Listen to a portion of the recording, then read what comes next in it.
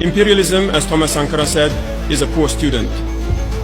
A very poor student because no matter how much you chase it out of the classroom, it will come back with the same method. And on this occasion, it seems they just offered one of his guards $5 million to shoot him in the head. Sure, Langley, can you talk about why we care about what's happening in Africa right now? Why are we spending the money we're spending there? What's up, beautiful and amazing souls? It's your girl Irene_Jep, and my good people, welcome back to this amazing channel. First and foremost, I would love to say thank you so much for subscribing, for supporting me. I don't take it for granted. My good people, in today's video we're gonna talk about African unity, nothing else. In this particular channel, always anticipate African unity, you know. And in today's video we're gonna talk about a couple of reasons as to why, you know, the West wants to assassinate Ibrahim Traoré. We are also going to talk about Ibrahim Traoré's bold message, bold reply to Michael Langley.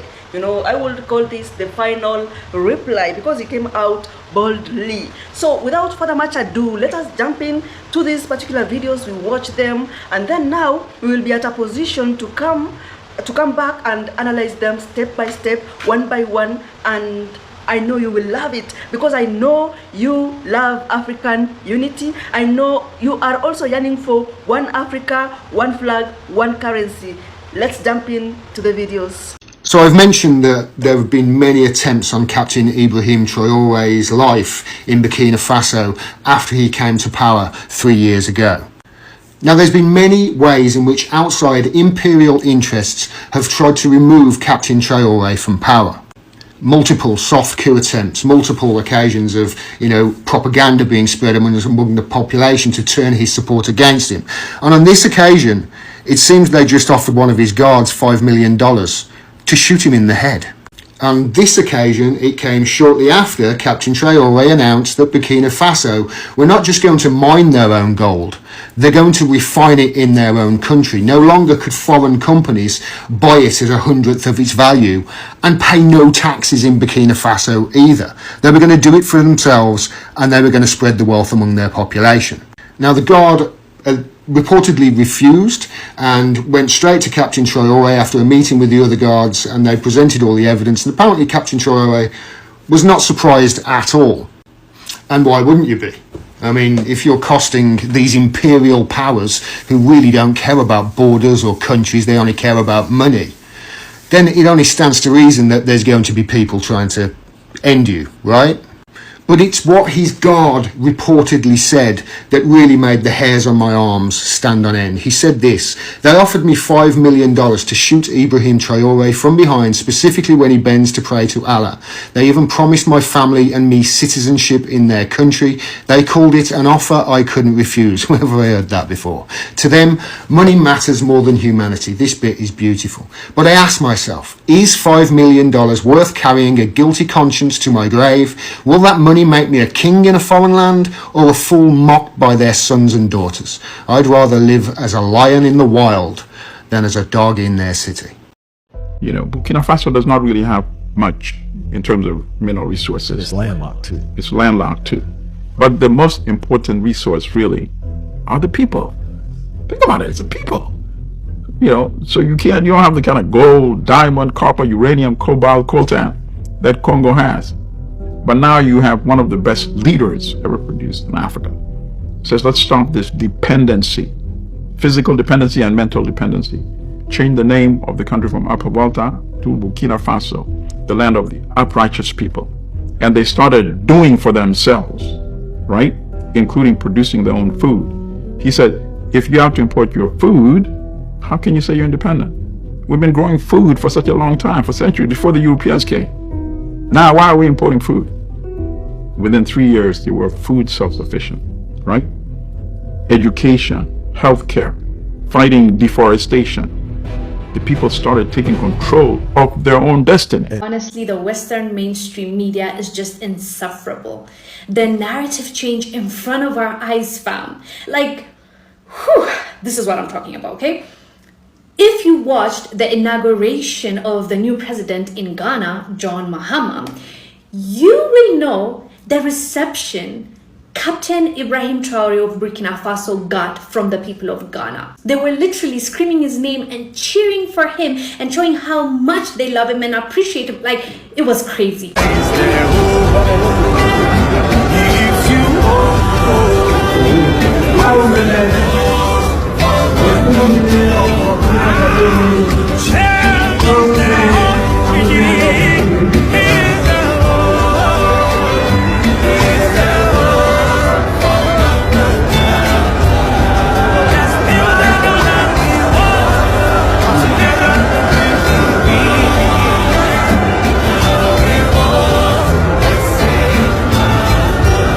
Out of all the leaders that were there for the inauguration, Captain Ibrahim Traoré by far got the biggest applause, to the point where the new president, John Mahama, said this about it. And you can also see how popular Mr. President is in Ghana. When he was introduced at the Black Star Square, he got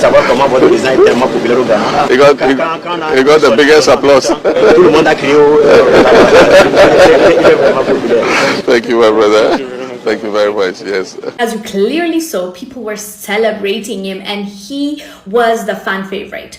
But guess what? Mainstream media decided to print or write an article about this specific story that we're talking about. The celebrated leader ended up being in the mainstream media, quote, this is their title I'm talking about, gun-wearing Burkina Faso leader Captain Ibrahim Traoré sparks concern at Ghana inauguration.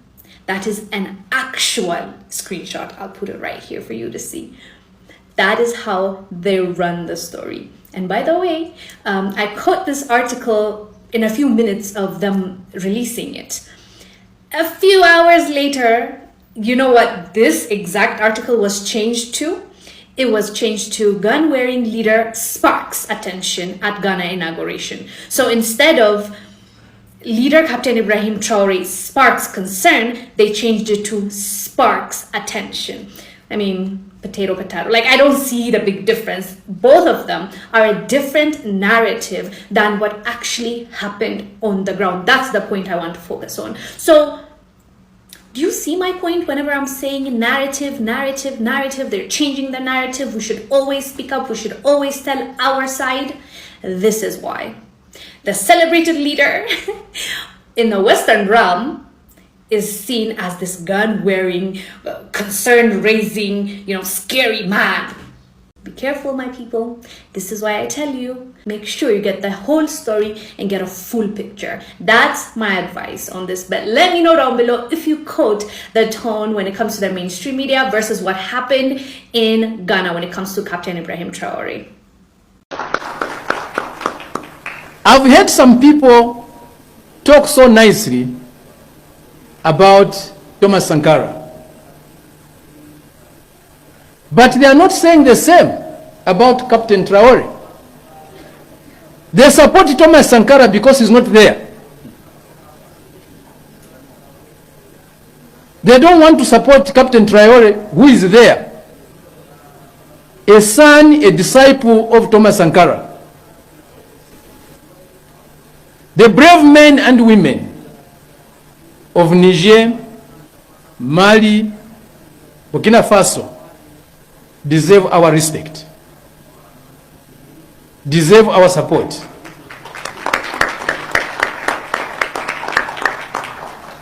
I'm saying brave because what they are doing requires courage. It's not for the faint-hearted. It's not for the cowards who grovel before imperialism. Some people talk so nicely about Thomas Sankara, but they are not saying the same about Captain Traoré. They support Thomas Sankara because he's not there. They don't want to support Captain Traoré, who is there. A son, a disciple of Thomas Sankara.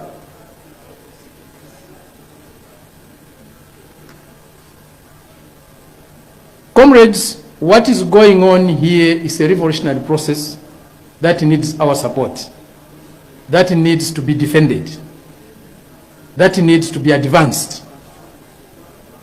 with all the tenacity, with all the courage it takes.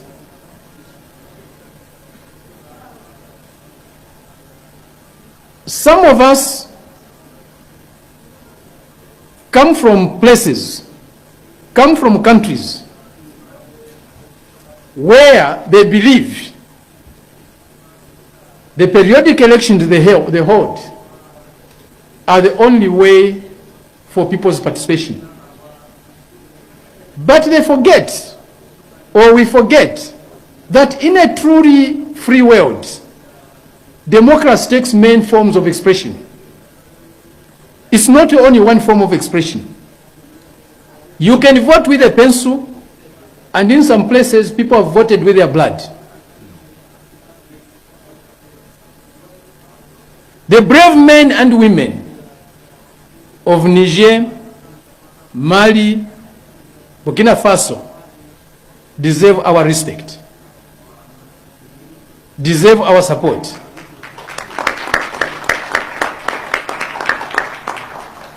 I'm saying brave because what they are doing requires courage. It's not for the faint-hearted. It's not for the cowards who grovel before imperialism. The challenges they face are huge. The risks they have taken are immense. And it requires determination, it requires resoluteness, it requires a greater love for one's people and humanity in general. We are here to witness the transformation of this region. We are here to render solidarity to a place, an area of our continent that deserves it and needs it most. What is happening here is a big light being shown around the whole continent. Niger, Mali, and Burkina Faso are showing us the way. They are lighting the way for all of us to take. How we get there may differ, but what they are doing here, you can't avoid it. Whether you are an elected government or you have come through the military way, you can't avoid the transformations going here. They are asserting themselves in a manner that has not been done before. Imperialism is in panic. Imperialism is in shock. They didn't expect this. They didn't expect this boldness. They didn't expect this resolutiveness. They didn't expect this clarity. Speaker after speaker this morning was very clear on what is being done here, what is being advanced here, what is being promoted here, what is being defended here. They were very clear. And this clarity needs to be respected. This clarity needs to be embraced. This clarity needs to be explained further and further and further and further and further, and made more simpler and simpler and simpler to all our people on this continent and the diaspora. A lot can be said about what is going on here, and many have already said it. I don't want to bore you with repetitions. All that I can say is let's embrace what is going on here. Let's dedicate a lot of time to what is going on here. Let's provide what is going on here with a moral and political support. There are many answers, there are many questions that need answers. Let's work with our comrades here to provide the answers that are needed. A country dominated by another country can never be able to be democratic.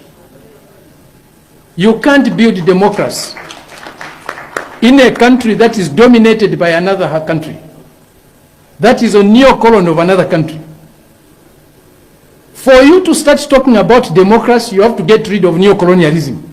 It's a condition. We heard at the opening session of this conference this morning, speaker after speaker, including the Prime Minister of Niger, they were talking about the struggle for their independence. They were talking about the struggle for sovereignty.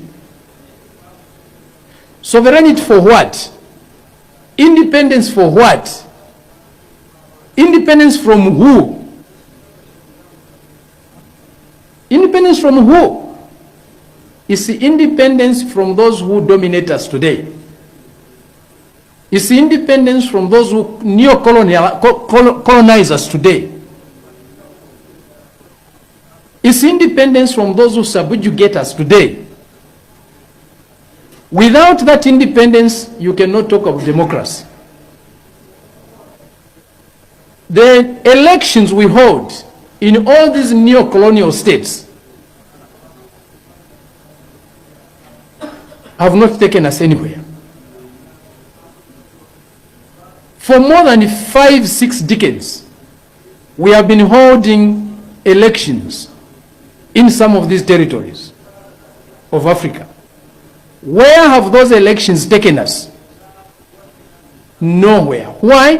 Because we are colonies. We are neo-colonies. We are dominated by others. And you cannot have meaningful democracy without total independence, as it was said this morning. We need total independence. There are some who despise, who look down upon what is going on in the Sahel today, because it's being carried by men and women in uniform, called the military.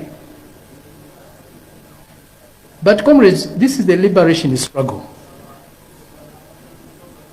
And no country in the world, truthfully speaking, including the United States itself, did not liberate itself, which did not liberate itself by the use of the military, by the use of armed men and women. That's what happens when there's national liberation.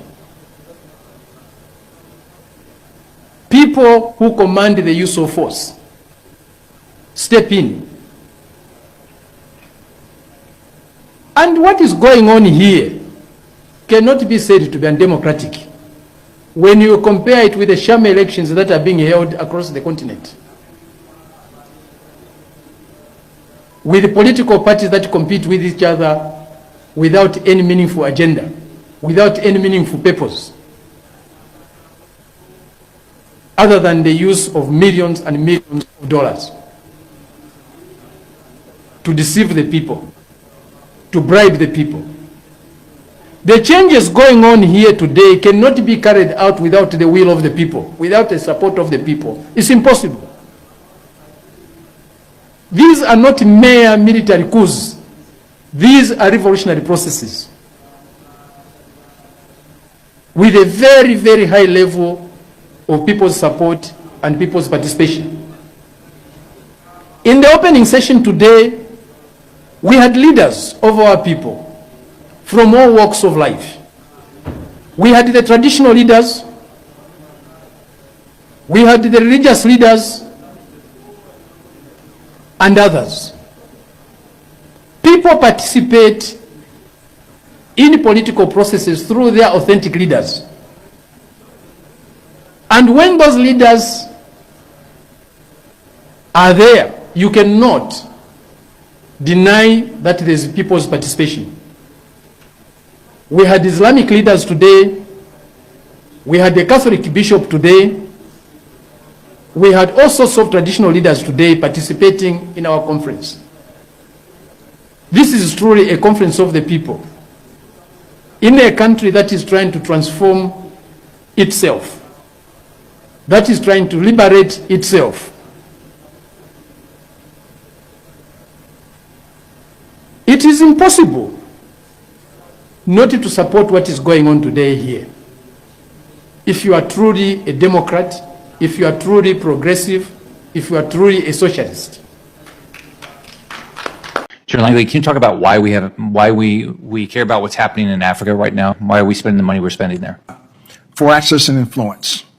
I say that a number of countries are at the tipping point of actually being captured by the Russian Federation, as they are spreading some of their false narratives across Libya. And from a strategic answer piece, access influence across the whole Maghreb, that is NATO's southern flank. We need to be able to maintain access and influence across the Maghreb from Morocco all the way to Libya.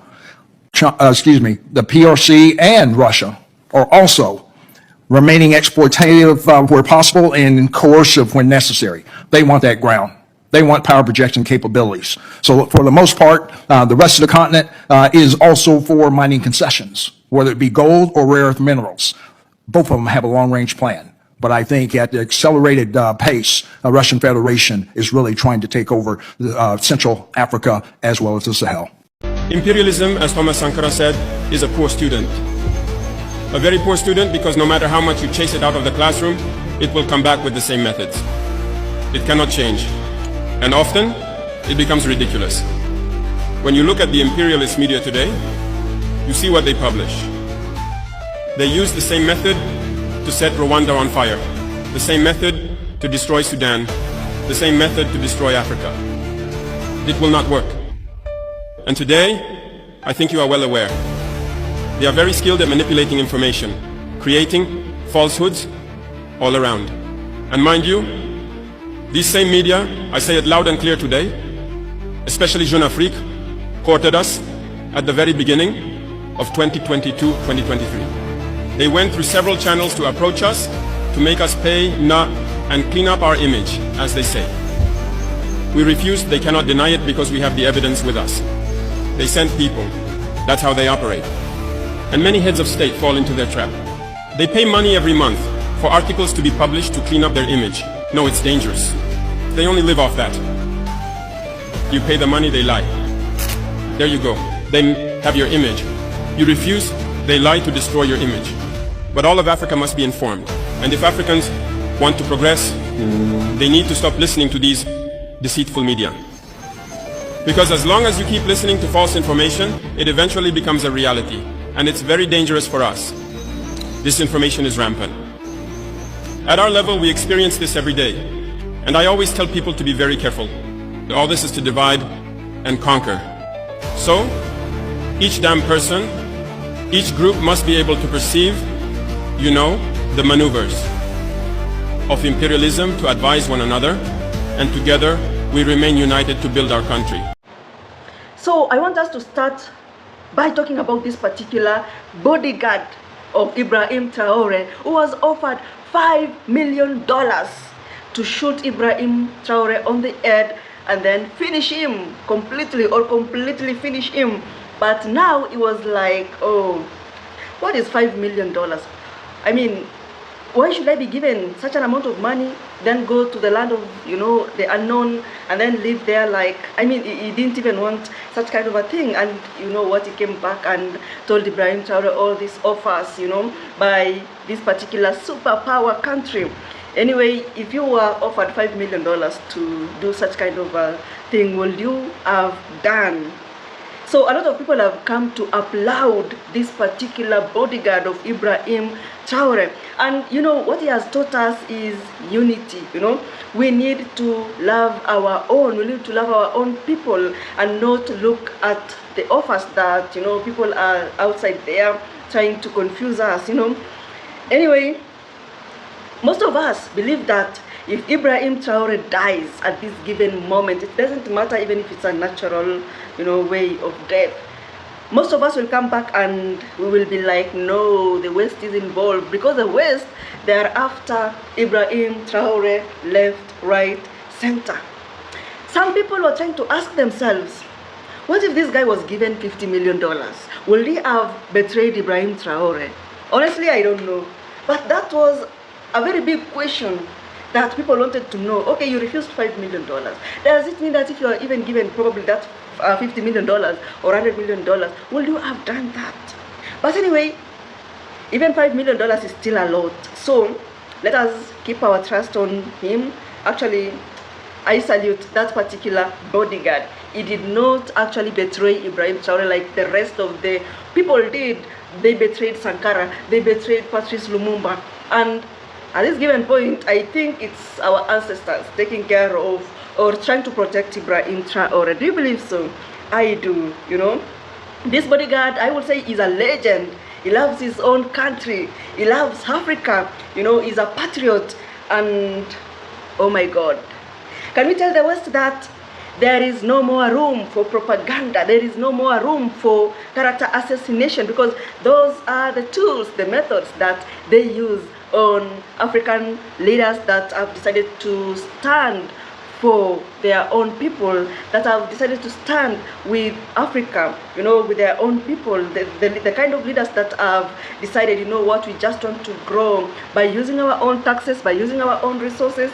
And at this point, I will say all of the black nation has awakened, you know, and we no longer accept and agree to propagandas. I'm going to talk about the international media later on, how the truth and the lies are mixed to bring confusion, intentionally to bring confusion. Remember Patrice Lumumba? There was nothing wrong that he had done, but at last he was dismembered into 34 pieces. Oh my God. The body dissolved in acid, and then what happened to the teeth? Several years later, that's when it was sent back to his own country. So what I would love to say, let us, you know, let history teach us not to repeat the same mistakes that has always taken us back. Because of course the West uses the same method to bring disunity in Africa, you know. I don't know if you have ever noticed that most African countries at the moment, most of these African countries, they focus on China, they focus on Russia, the BRICS. Remember, BRICS, actually, it's a group of nations that decided, you know what, we are no longer going to use the dollar, you know, as the main currency of business or trade. We are going to form our own region or block, and then this is what we'll be going to do, this is what we'll be trading in. Remember what the Sahel has done at the moment, you know. They're actually, they came up with this a particular passport, you know, that will enable them to do trade in that particular 3 nations, you know, Mali, Niger, and Burkina Faso. Not only trade, but also the people can freely go around. You know, border controls is what takes us back most of the time. Anyway, the aim of the BRICS is to weaken the West, right?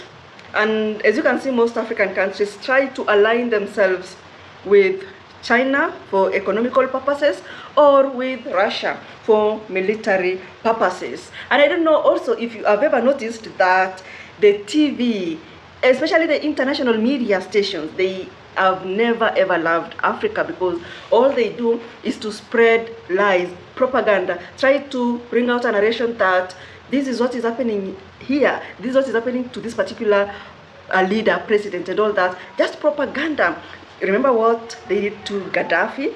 Propaganda, nothing else. I mean, if you go to watch most of these TV stations, the international media ones, they actually portray Africa as, you know, the poorest, it's the bad one. And that is why sometimes when I watch videos and try to listen to the children in the West, I mean, having a point or saying about, or talking anything about Africa, they will always talk about the bad things. I mean, they don't know anything good about Africa. They don't know that in Africa we have cities that look like New York, look at Nairobi, oh my God.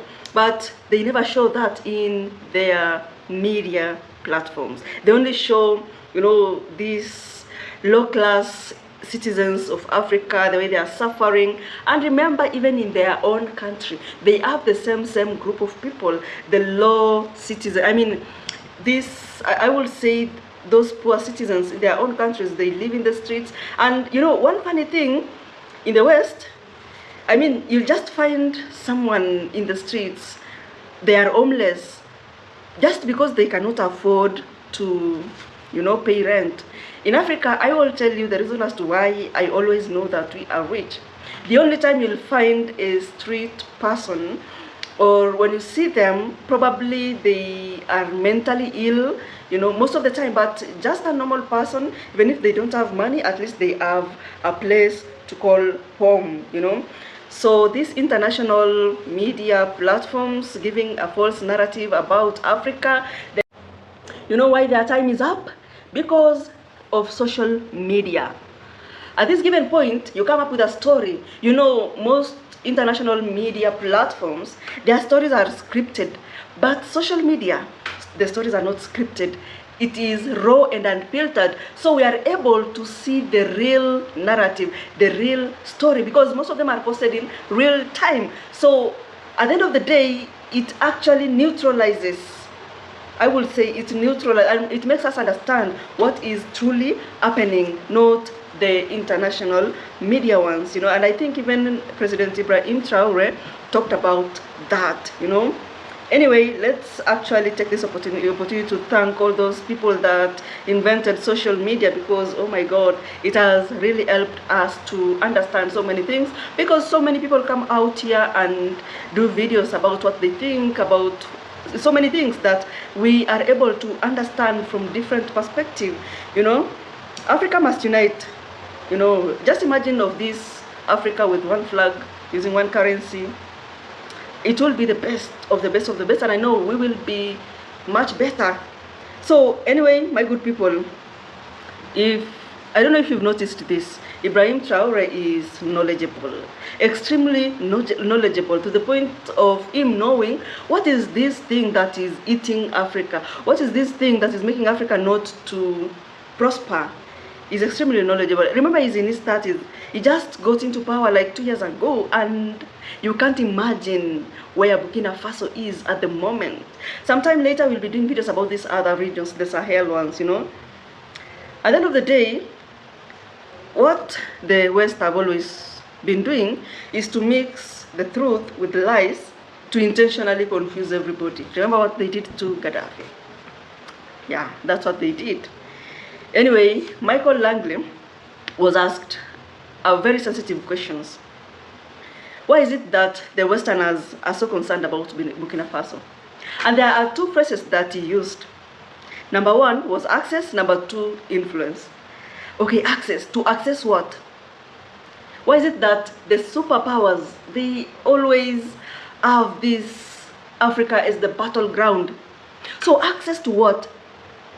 To influence who? So at the end of the day, it means that they're not even interested in helping us. They're only interested in, who is stronger than the other, Those are the only things that I understand from these phrases that he talked about. Access to minerals, access to gold, crude oil, diamond, nothing else, because these people don't have those things anyway.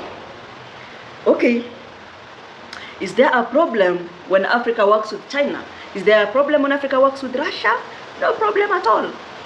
Why do they become so mad when they see the West, when they see Burkina Faso and the rest working with Russia? Because remember, Ibrahim Traoré signed a deal with Russia on the military side and then with China on the economic side.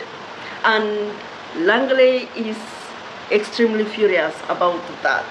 Why are they fighting? Why are they sad and furious that Russia is in Burkina Faso? And remember, Russia never ever colonized any African country at all. Guys, we learn a lot. We learn a lot, and it's good that we get to understand our history and everything and why things are happening, I will say that Langley is this kind of a person that is promoting colonialism ideologies, And remember, these colonialism ideologies, they affected his ancestors. And they continue to affect him up to date. And he doesn't even realize that. I mean, most people just feel like he's a disgrace to the black nation, because why will you offer yourself to bring down a fellow black man that wants the best for his people?